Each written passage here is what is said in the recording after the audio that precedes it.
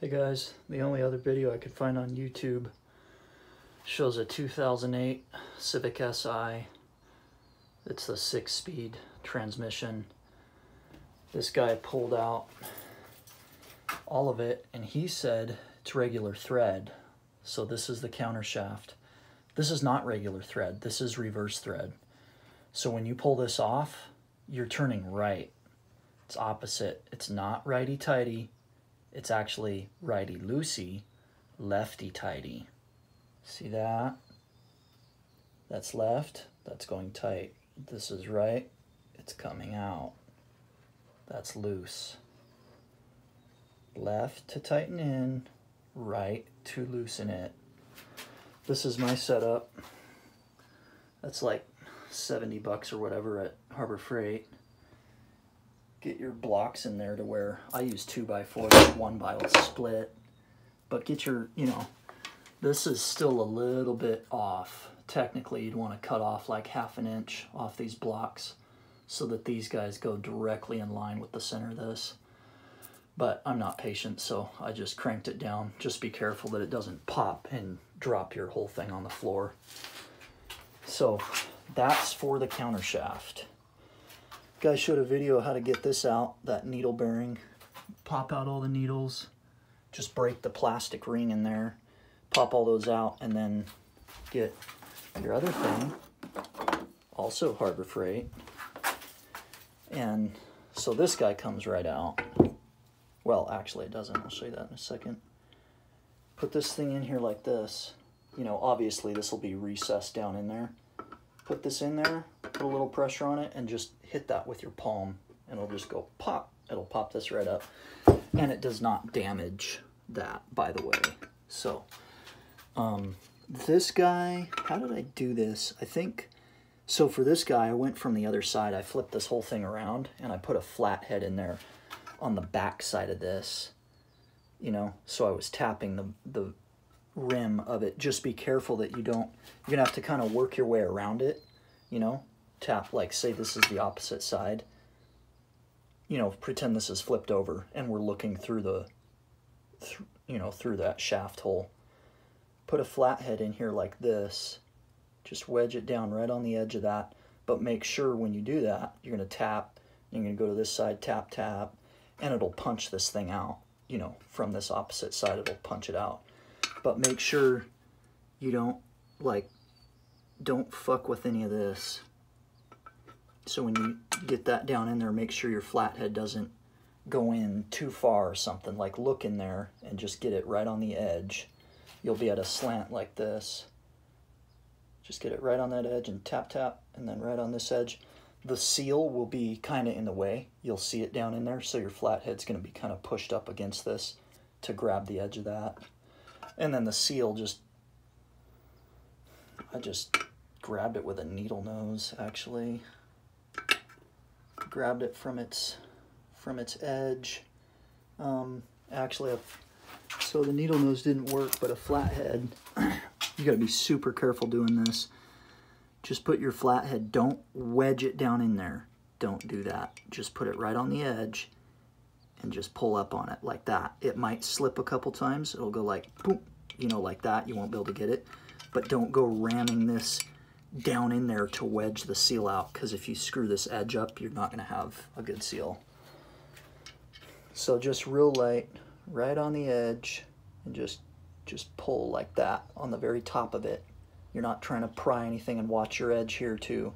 You don't want to screw this edge up. All this is super important in here. Your bearing sits on this, and your seal sits on this, so all this is real fragile. I did press on this edge because this is tapered.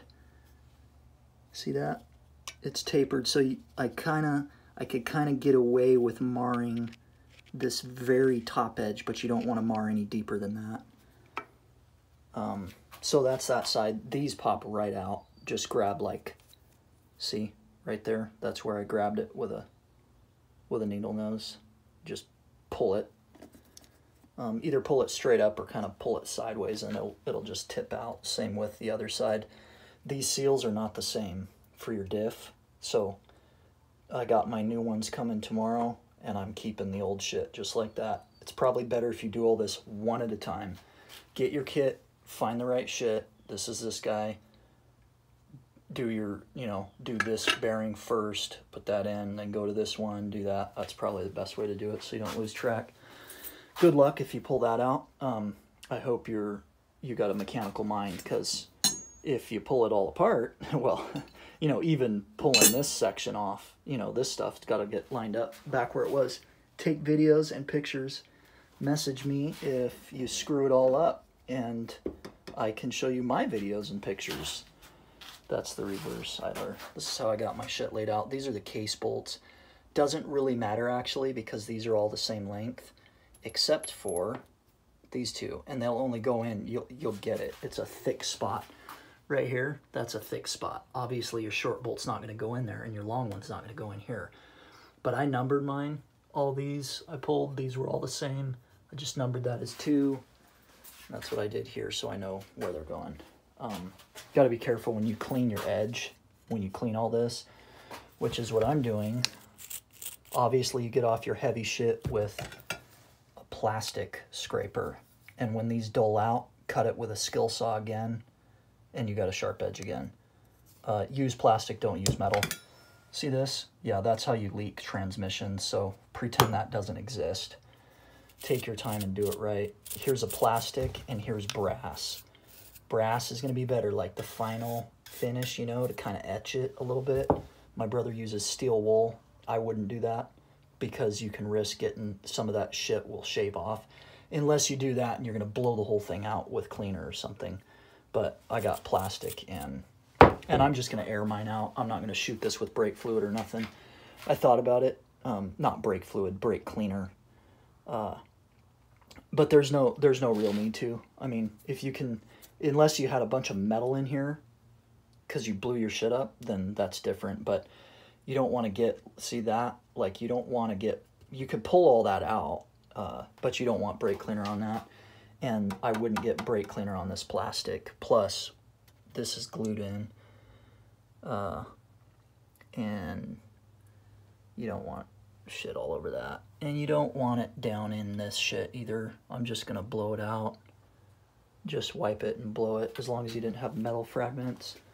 But yeah, you're a little good to clean. So you scrape it first, you know, get all your glue and shit off. Scrape it with your plastic, which probably will do just fine. And then once it's super clean, kind of etch it with this.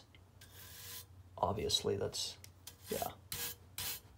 Kind of scrub it with that, and it'll get off the rest of it. I'm going to use acetone on that. So, that's it. Wanted to show you something too. Right here, check this out. So this synchro is okay. This brass guy, it's okay. It's not perfect, but right here, this is second gear. And, you know, when you put a bunch of bolt-ons on your car, and you go, cool, now I'm going to race the shit out of it, and you're slamming from first to second, yeah, that grinding, when you do that at high RPM, just let your RPM come down a minute and let the synchro put it in. Don't slam it into second. If you grind, I've probably ground it, and this has happened from, see, they're all mashed. That's supposed to look like this. See the difference? There's solid points on all of those. Solid, nice points on that. Synchros look even better too on this side. Little bit of wear, but not bad. I ground probably 3 or 4 times, and this is what this has caused. You know, 3 or 4 times within a period of like 2 years, trying to fly from first to second at a high RPM. Doesn't really want to mesh, and that's probably because my spring here isn't, it's like it doesn't exactly want to hold it in. I mean, there's a little movement, but I noticed this had a little funk to it. I don't like it. Anyway, it's from slamming it in gear and having this go, you know, freaking grinding as I'm trying to, see that? It's from it not going all the way in gear. So let the RPM slow down a little bit and let it mesh. Part of that could be because that synchro's a lot more worn out than any other gear, so it's not letting me really go in smoothly. Anyway, that's it. This is on a 2008 Civic Si sedan. It's a Mugen, and I'm pretty sure that these trans all, they kind of were like the same for a while. There's that code, whatever that means. I have no idea. Oh yeah, go get Honda bearings from the dealership. Don't mess with that. I mean, you might do a full rebuild on Drag Cartel. That's like $600-700. You could do the, it's got, I think it's got like second, and some of these rings maybe, something like that. Or it might just have this ring, I don't know. That's like $600-700. But at the dealership, I got all 4 of these bearings. I got the input bearing on both sides and the countershaft bearing on both sides. I'm not even going to mess with the diff bearings, but I got both these seals. So I got these diff seals just to make sure. I mean, I got 130,000 miles, so I'm not going to, why put the whole thing back together and then leak frickin' trans fluid, right? Gear oil actually is what it is, and then have to pull it all back out. So for $500 I got OEM bearings and seals, and what we know is I only had a little noise, and I'm pretty sure it was just my main shaft bearing, which everybody's having in these cars, but instead of doing this twice, I put my clutch in, put the trans back in, heard a bunch of noise, which I've been hearing. I just forgot about it when the trans was out, and I went, great, yep, main shaft bearing, so main input bearing. And so I pulled it back out, and I thought, I'll just get the main input bearing. Yeah, no, I'm done pulling my transmission out, so I'm gonna get all 4, and that's what I did. So $500. This bearing comes with its seal, by the way. So, and I have a diagram too. Message me. Sorry for the long video.